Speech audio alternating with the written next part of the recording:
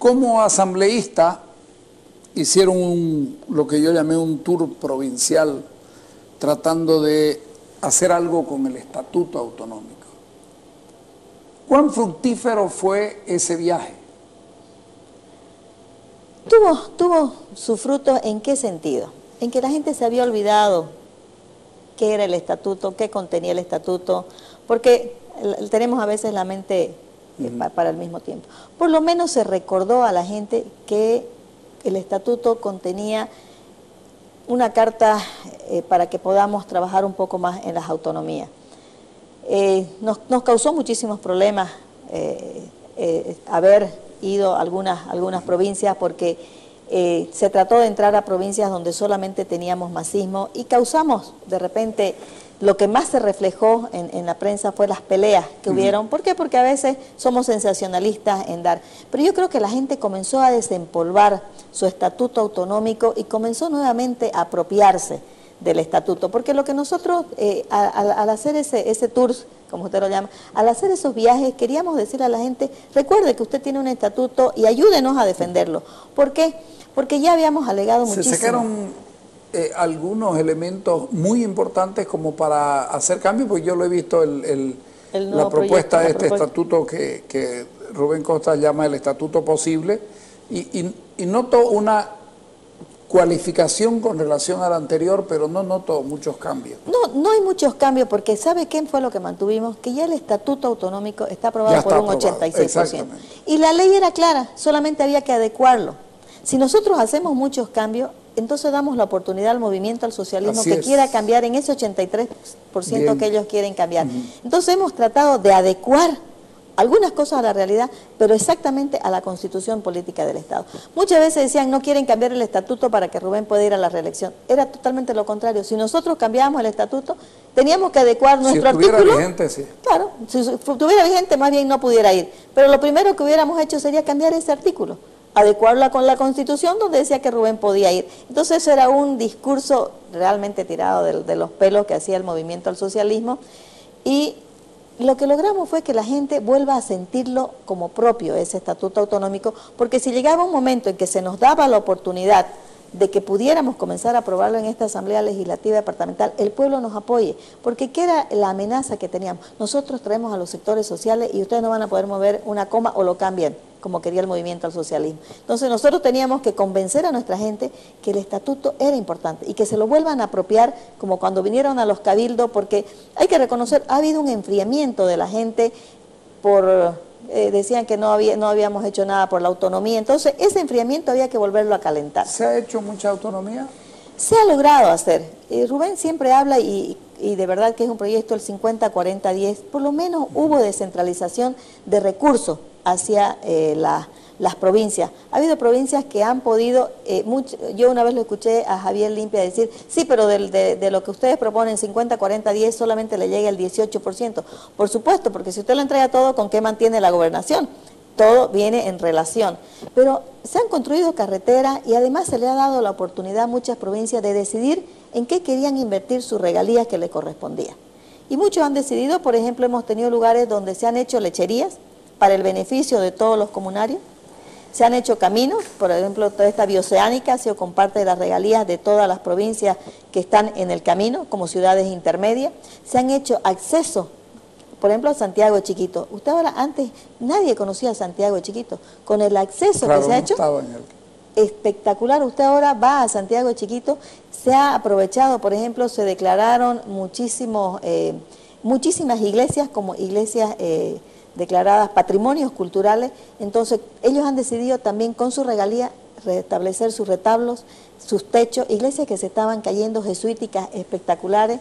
Entre ellas, volvemos a hablar de Santiago de Chiquito, que es una iglesia hermosa, ese pueblo es espectacular. Se ha procurado mantener, que se mantenga, que usted sienta llegar a ese Santa Cruz de antes. Por ejemplo, estuvimos en Santo Corazón, un lugar que tiene una iglesia espectacular, no se llega muy rápido, pero esa gente, por ejemplo, decidió que se le pueda ayudar a arreglar esa iglesia que se estaba cayendo. No tienen un hotelito, ayudar cómo podían ellos mejorar en la parte turística, y comenzamos a ponerle luz, agua, que con servicios básicos usted puede comenzar a tener infraestructura para turismo. Entonces se ha hecho y se ha hecho con recursos propios y ya tomando una decisión, las provincias, los municipios, es parte de su autonomía. Efectivamente, todavía nosotros no podemos tener muchísimas otras cosas que de repente van a estar en el Estatuto Autonómico y que están en este proyecto de adecuación, que ya está el proyecto listo. Entonces, lo que se ha logrado por lo menos es descentralizar recursos y esa ha sido una decisión directamente de la gobernación hacia los municipios. A ese estatuto a mí siempre se me antojó que le faltaba un artículo transitorio, que todas las atribuciones que otorgó el Cabildo cuando le dijo sí al Estatuto Autonómico quedan en suspenso hasta que se negocie con el gobierno. Es decir, que nosotros los ciudadanos sigamos sintiendo la esperanza de que vamos a tener todo eso. Claro. ¿No? Sí, tiene toda la razón. Se me antoja que debiera haber un artículo así, y lo digo, y hasta lo he escrito ahí, dónde lo pondría, por qué. Y creo que es una cuestión de ustedes salieron a dar una vuelta por todo Santa Cruz para que se mantenga viva. Así es. Entonces yo digo, ¿por qué no mantener vivo el espíritu de lo que se quería? Porque finalmente lo que busca la autonomía es tener atribuciones para autogobierno. Así es. Para autogobernarse, efectivamente, y eso es lo que yo creo que hemos vuelto a sembrar en los ciudadanos, porque usted ha visto, ya hay un apoyo otra vez, nuevamente, a ese deseo, y lo hemos sentido, el día en que estábamos en el juicio, la gente ha ido simplemente por las redes a decir, yo voté por el estatuto, yo fui al referéndum. Sí. Entonces quiere decir que la gente está latente, y yo creo que el gobierno nos ha quitado muchísimas competencias con la nueva Constitución, y yo lo escucho a veces a Juan Carlos Urenda que dice que lo primero que debemos cambiar es la Constitución. Eso está más complicado. Pero si se pone ese artículo que usted dice, tenemos la esperanza de volver a recuperar los artículos con lo que hicimos el estatuto. Es muy buena idea. ¿Por qué? Porque yo creo que la gente quiere mayor respeto. O sea, aprobamos un estatuto y mayor respeto. La gente estuvo ahí, pero votó por el 62% por Rubén Costa. 60%, fue 59 puntos, casi 60% fue la votación de Rubén, una votación que ganaron admirable. En todos los distritos municipales, en los 15. Ganaron en todas las provincias. Como asambleísta, solamente 12 provincias ganamos. 12 provincias. 12 provincias. Y 5 por territorio, ¿no? O sea, son los 17 asambleístas que tenemos. Es mucha responsabilidad todo esto. ¿Cuál va a ser el rol de Ruth Lozada en la nueva gobernación? Bueno, yo voy a estar en una secretaría, todavía no me he sentado con Rubén a ver en cuál. Pero va a seguir trabajando. Voy a seguir trabajando dentro del Ejecutivo, y de verdad no nos hemos sentado con Rubén para que me diga, bueno, vas a estar aquí, porque cuando ya asumí como gobernadora, Rubén me dice, después me acompañás en el Ejecutivo. Y yo siempre he dicho, o sea, todo lo que sea construir... Estaba segurito. Yo creo que sí venía con una seguridad por la demostración que había en los pueblos cuando viajábamos y lo acompañábamos. Entonces me dice, después seguís conmigo en el Ejecutivo, y yo le digo, mira, todo lo que sea apalancar al crecimiento, y además que eso me apalanca a mi propio crecimiento, a seguir madurando, porque todo es seguir madurando. Yo a veces digo... Hay gente que dice, no, hasta aquí llegué, no. Yo creo que uno siempre sigue con hambre y sed de seguir trabajando, y cuesta jubilarse. Entonces, voy a estar en el Ejecutivo, cerca de Rubén. ¿Alguna vez pensó tener esa raza política? Porque cuando uno dice cuesta jubilarse, ya es de la raza de los políticos. La verdad es que no, yo siempre amé lo cívico. Cuando ya Rubén me invita, y me invita como suplente, porque yo no entro como titular a la asamblea, yo entro como suplente de Delmar Méndez, que era el primer asambleísta. Claro. Lo consulto. Buen asambleísta. Muy buen asambleísta. Además que un hombre muy probo, muy estudiado, así que me gustaba ser su suplente de Delmar porque aprendía bastante. Y cuando consulto ahí en mi casa, digamos, yo tengo solamente mis hermanos políticos, Tico y Hugo, mirista el uno, pero mirista los dos, y les digo, bueno, me ha invitado Rubén como suplente, no sé nada de política, pero ahí es a ingresar a la política. Me dicen, bueno, tenés que tener una buena coraza porque en política de todo ocurre, de todo te dicen y tenés que saber aguantar. Y le digo, bueno, creo que me voy a ir aprendiendo. Y como suplente me daban la oportunidad de aprender mucho más. Pero en un año Delmar renuncia. Claro. Delmar renuncia, asumo la titularidad y ya se va poniendo la cosa más dura. pero voy aprendiendo. En una asamblea departamental muy dura. Muy dura. Muy dura, de muy poca propuesta, pero de mucha resistencia. Claro, porque nosotros teníamos 12 curules como verde, porque entramos como verde, 2 curules que eran en la alianza con Germán Antelo, 5 curules indígenas y los 9 del movimiento al socialismo era harto. Nosotros al final quedamos 10 nosotros por unos problemas que hubieron con Germán, 2 que tenía Germán, eran los 12, ¿no? Pero 10-9 con el movimiento al socialismo era muy duro. Y los indígenas cuando ingresan a la Asamblea Legislativa eran totalmente del movimiento al socialismo. Pero además al que no obedecía al movimiento al socialismo, por uso y costumbre, lo cambiaban y ponían otro. Así es. Entonces, y cambiaron 3 veces, ¿no? 3 veces cambiaron al Yuracare mojeño, porque al final, después de que lo metieron preso a nuestro presidente, hubo un trabajo importante con los indígenas y ellos comenzaron a ver de que, después de lo de Chaparina, por ejemplo, no era lo que el gobierno le había prometido y tuvieron un acercamiento con nosotros y ahí comienzan los cambios. Uno que había sido presidente de la Asamblea Legislativa Departamental como Rodolfo López, lo cambian. Claro. A la Yuracare mojeño, a la que nos metió preso, después agarró y sintió que efectivamente estaba equivocada, ya había salido de preso Alcide Villagómez, pero se siente con nosotros cómoda porque les dábamos trabajo, llevábamos a sus pueblos muchas necesidades, la cambian. El último que entra, que es el que sigue hasta ahora, tuvo hasta algunos problemas legales porque le pegan a la asambleísta suplente de él. Entonces fue una asamblea muy dura. Pena que está volviendo otra vez Edwin Muñoz a la asamblea. Terrible. Que es una persona que no hace propuestas. O sea, como usted dice, está bien que yo me oponga, pero me opongo y propongo. Claro. Y lo que propongo lo estudiaremos. O si me opongo, fundamento. Así es. Claro. Él se opone porque se opone. Y yo una vez le dije, yo me he sentado con él muchas veces, y le dije, pero déme una propuesta. Si usted me da una propuesta, la ponemos con la mía, busquemos el consenso. Pero no, él se opone porque se opone. Y él cree que lo hace bien. Bueno, ni modo, esa es su forma de pensar y ha vuelto. Y ahora, la relación con los pueblos indígenas del Oriente comienzan en la gestión con los pueblos indígenas. Los pueblos indígenas tienen visiones muy particulares que hay que entenderlas. Hay cómo entenderlos a ellos, porque la gente a veces cree, se los trata mal, siempre está el preconcepto, no, a esto le das 2 pegas y ya está, no, a esto lo ayudas con tal cosa, y no es así, ¿verdad? No es así. Le cuento que, por ejemplo, nosotros hemos tenido asambleístas muy pensantes. Una relación, sí. No, primero, ellos solicitan, por ejemplo, tener un secretario, que haya una secretaría de autonomía. ¿Para qué? Para tener un secretario que los represente. Y se reúnen todos los pueblos y eligen ellos su secretario y Rubén lo posesiona. Pero sale la decisión de ellos. Y en esa secretaría ellos tienen excelentes proyectos que los trabajan con sus asambleístas.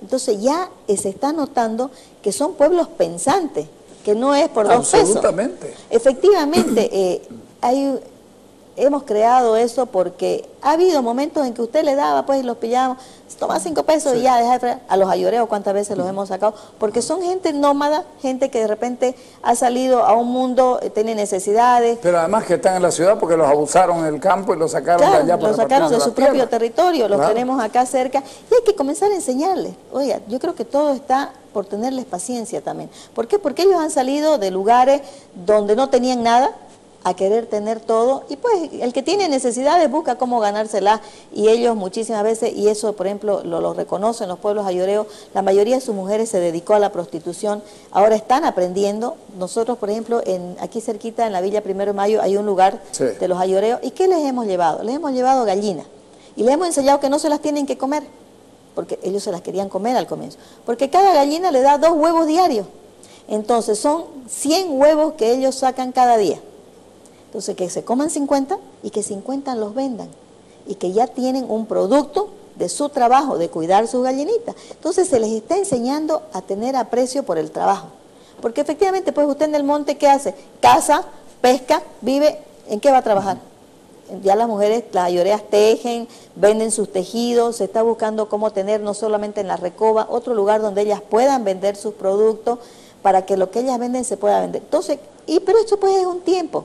O sea, hay personas, tenemos mujeres ahí de 60, 70 años, y yo un día fui y le digo, señora, necesito 40 flechas con arco.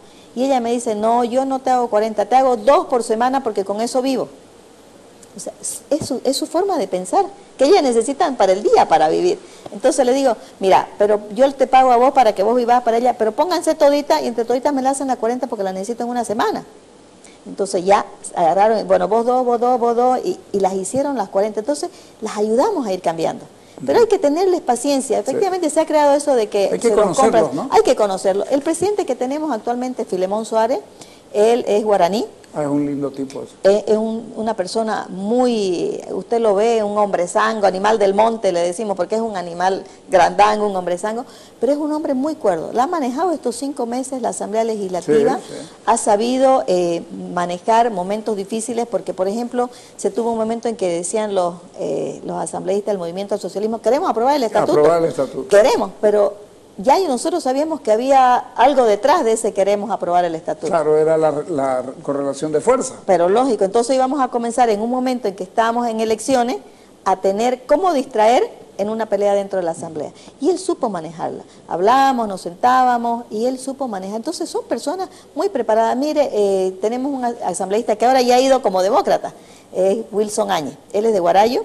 Él fue por los pueblos guarayos también, por usos y costumbres, pero él dice, ahora quiero trabajar por mi pueblo, pero no quiero andar con la pena todos los días de que me pueden cambiar. Porque soy yo. Él es asambleísta. Ahora ya es asambleísta del partido. Ya. Y es de Guarayo. O sea, hay 6 indígenas.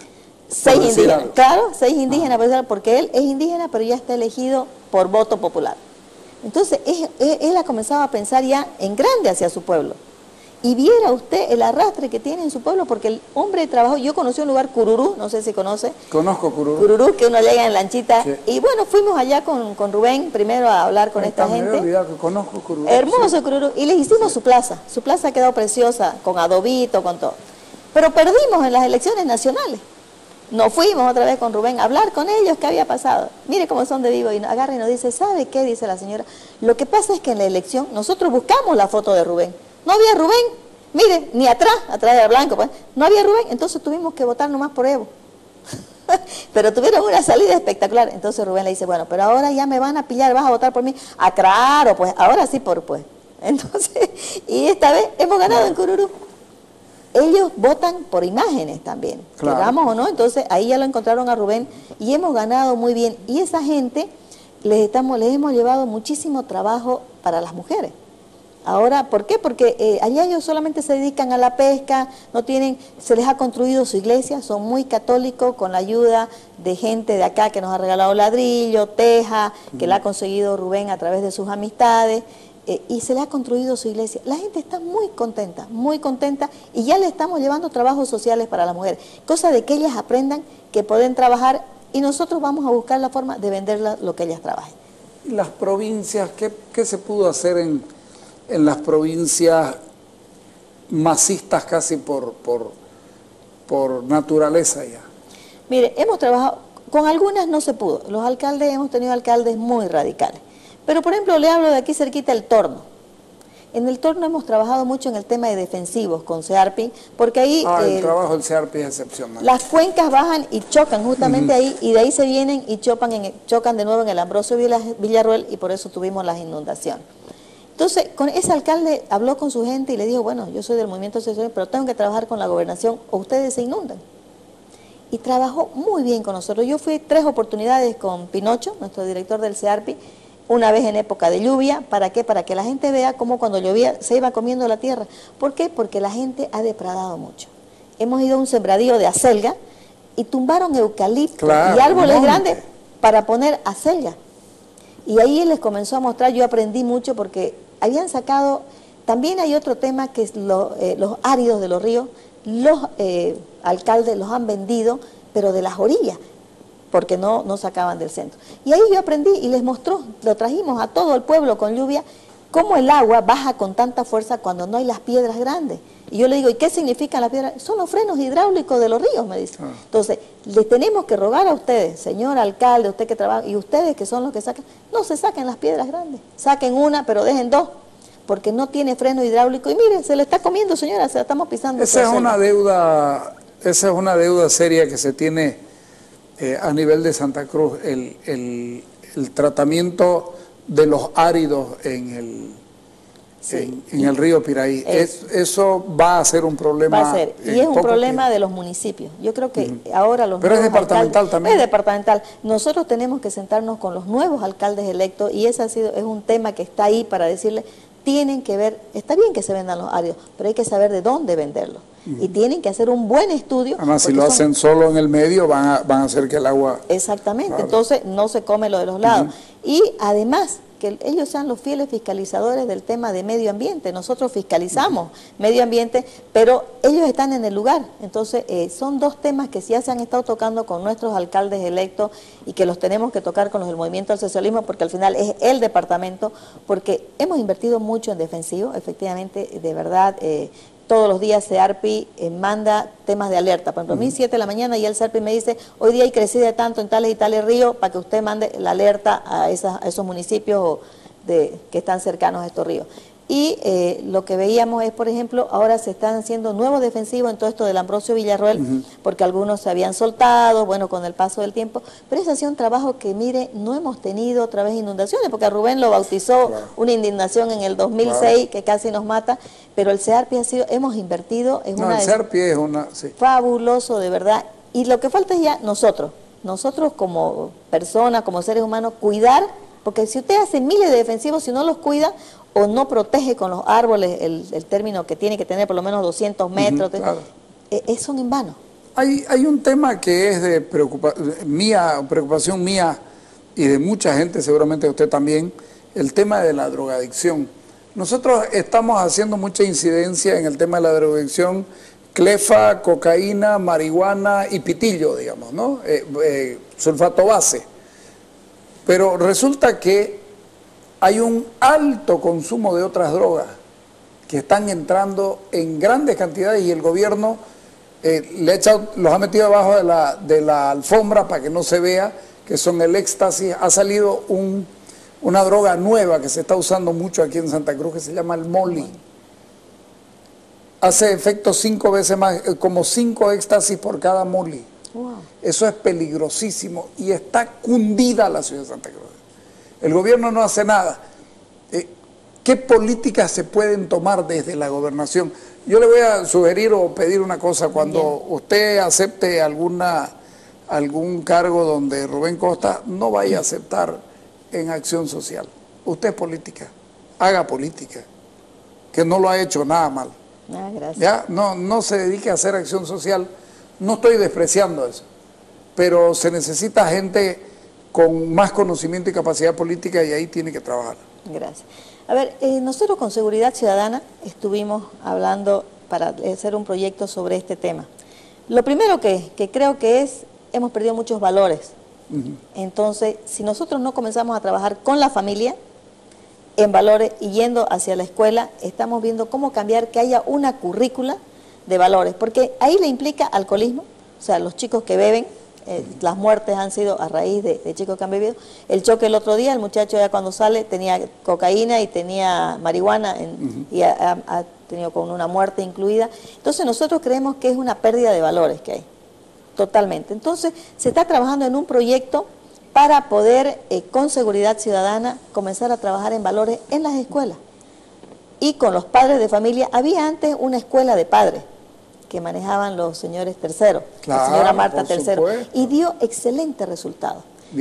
Dio excelente resultado, porque yo recuerdo que muchas veces decimos, es que no me enseñan a ser padre, por supuesto, pero creo que a veces los padres perdemos los valores y eso es lo que nos tienen que recordar, porque nadie, no hay por qué enseñarle a uno a ser padre, digamos, pero sí a cómo ser buen padre.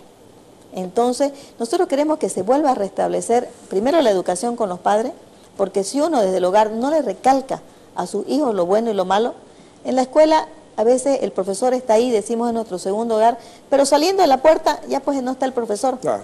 Pero si usted le enseñó valores... El chico está más tiempo en la calle que... Si usted le enseñó valores, por lo menos cuando usted esté haciendo lo malo, va a decir, miércoles, me dijeron que no era bueno. Pero si nadie se los dice, entonces estamos buscando un proyecto para hacer ese tipo de talleres. ¿Con el gobierno municipal?